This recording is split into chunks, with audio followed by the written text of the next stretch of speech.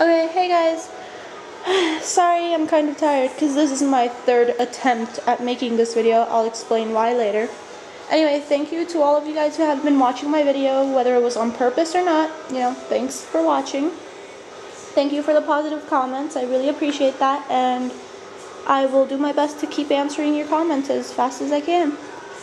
So, okay.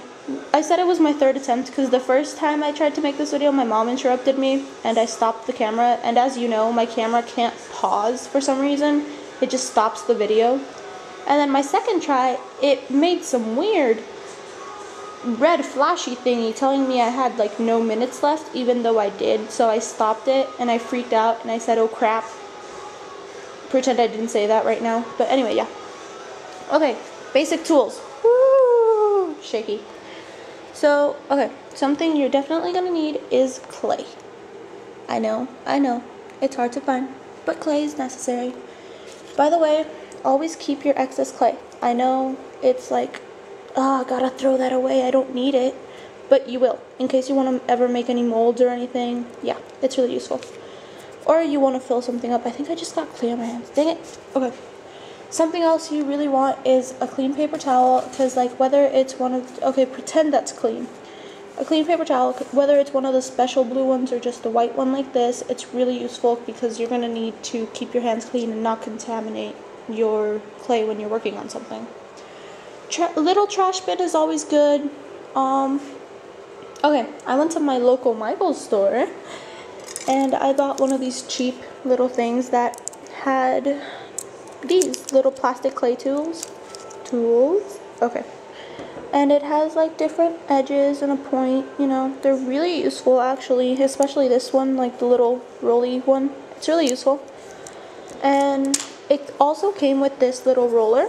It's plastic, see, but yeah, it's really useful for rolling. Just don't try and cut a circle with it. I tried. It's really messy. Like, you can do it, it's just really messy.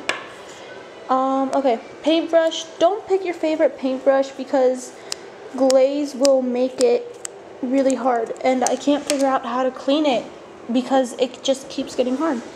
So glaze is really good. I get Sculpey because I use Sculpey clay. I get glaze because it makes your project shiny, it makes them look nice, but it's not necessary under any condition at all. Okay. So I used to use a normal kitchen knife, which works just as well. It's just a little bit trickier sometimes to get as clean of a cut. But if you can, go to your Michael's store or, your local craft store, whatever, and get a flexible blade. They cut really well, better than I expected actually. And they're not expensive at all. I mean, they're pretty cheap for how well they perform.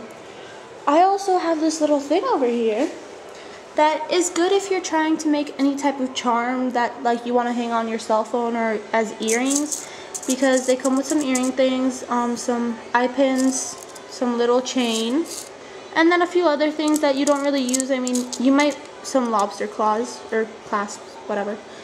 And then they come with some stuff you don't really need, so, if you want to buy something that's just for earrings or something, perfect.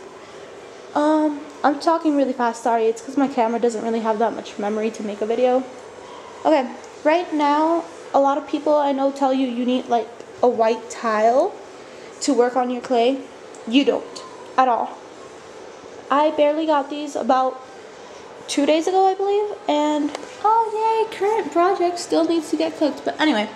Oh, actually, current project, anyway.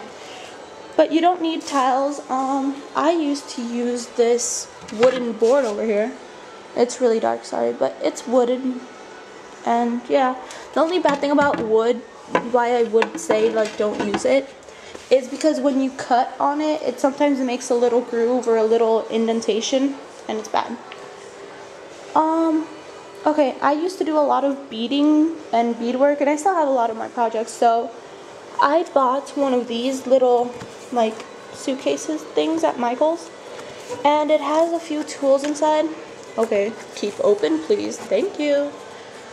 Sorry, I talk to objects. Oh my god.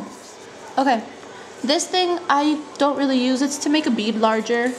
This thing is to pick up little beads. It's good for detailing on your clay. Okay, these are perfect. all of these little things help you so much. Like this is a wire cutter, something type of plier, needle nose I think this one is, but anyway, pliers.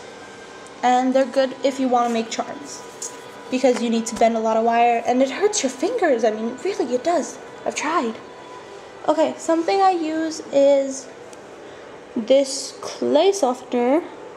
It's Sculpey, because one time I bought really old clay, I guess. I don't know what it was, but I bought it and it was just so hard and I hated it. But the only thing I would say that I don't like about the clay softener, ew, it's leaking, ew. Okay, sorry. Anyway, the only thing I don't like about the clay softener, grab it with a paper towel, is the fact that it makes the clay kind of sticky after you soften it, and I really hate that. It's gross, and it doesn't really work well because it leaves your fingerprints on it even more. Okay, my little tip if you don't find translucent Sculpey, because my Michael's never had it out of like the 5 times I've gone trying to find it.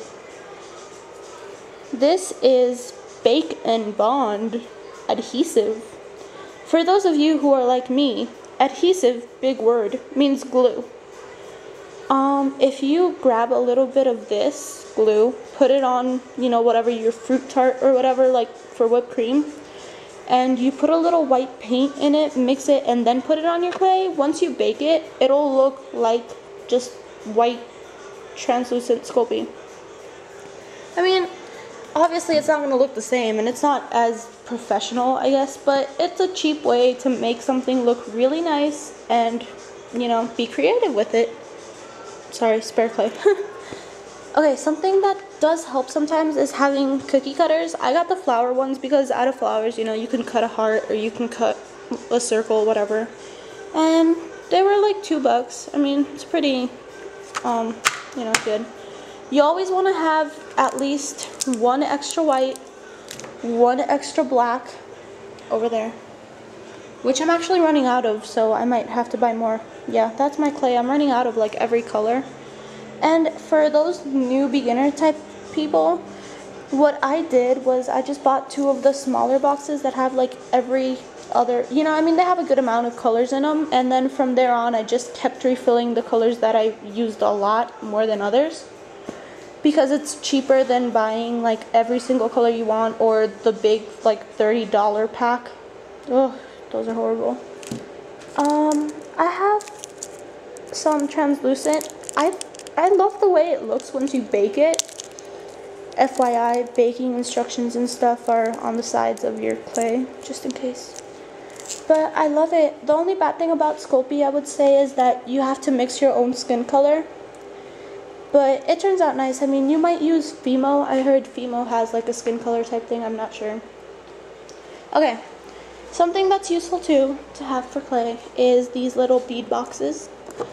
And these are actually all of my new creations. These, and then some other ones.